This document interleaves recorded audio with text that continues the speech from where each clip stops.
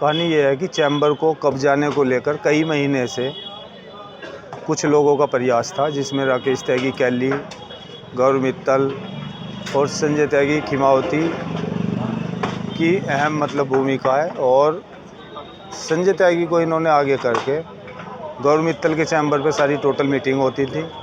राकेश त्यागी कैली की सारी टीम उसके साथ लगी हुई थी। उन्होंने मुझसे भी कई बार इस तरह की बात की कि इसे कुछ पैसे दे दो, लेकिन मैं मना कर दिया।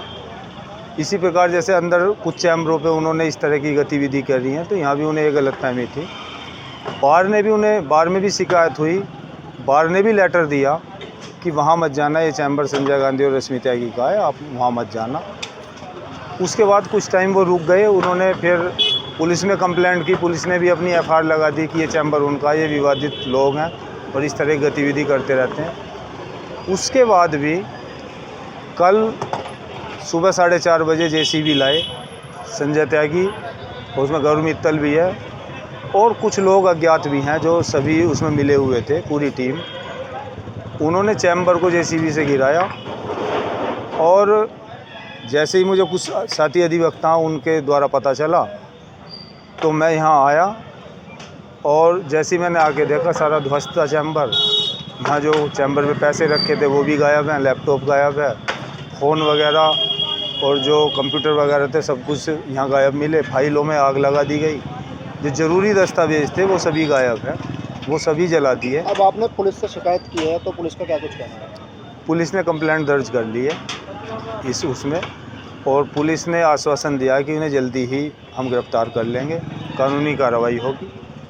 यदि नहीं होती है तो कविनगर थाने में मैं आमरण अनशन पे बैठ जाऊंगा सभी अपने साथी अधिवक्ताओं के साथ, क्योंकि बहुत ही निंदनीय कार्य मेरे साथ हुआ है। मेरा कई लाख रुपए का नुकसान हुआ है, और शायद इस कचहरी में पहली घटना है ऐसी जो जेसीबी आके मेरा चैम्बर गिरा दिया। उनका कहीं से कहीं तक किसी तरह का लेन देन नहीं, ना ही कोई लेना देना। एक झूठी कहानियाँ गढ़ के कुछ भी करके उनका ये एक प्लानिंग होती है, तो पैसे ठग लो या किसी तरह से चैम्बर में एक कुर्सी या कुछ भी उस पर कब्जा कर लिया जाए।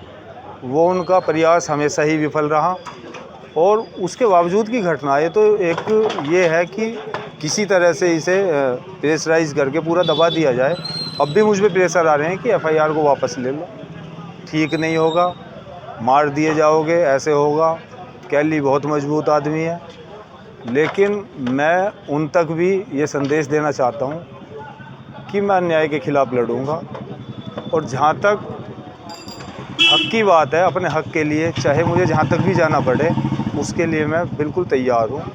क्योंकि जितना मेरे साथ बुरा हुआ शायद इस कचहरी में किसी के साथ कभी नहीं हुआ, और ये भी एक मिसाल बनेगी कोई सच के लिए लड़ा और झुका कभी नहीं। हमसे जुड़े रहने के लिए हमारे YouTube चैनल को सब्सक्राइब करें और नई वीडियो की नोटिफिकेशन के लिए बेल आइकॉन को दबाएं।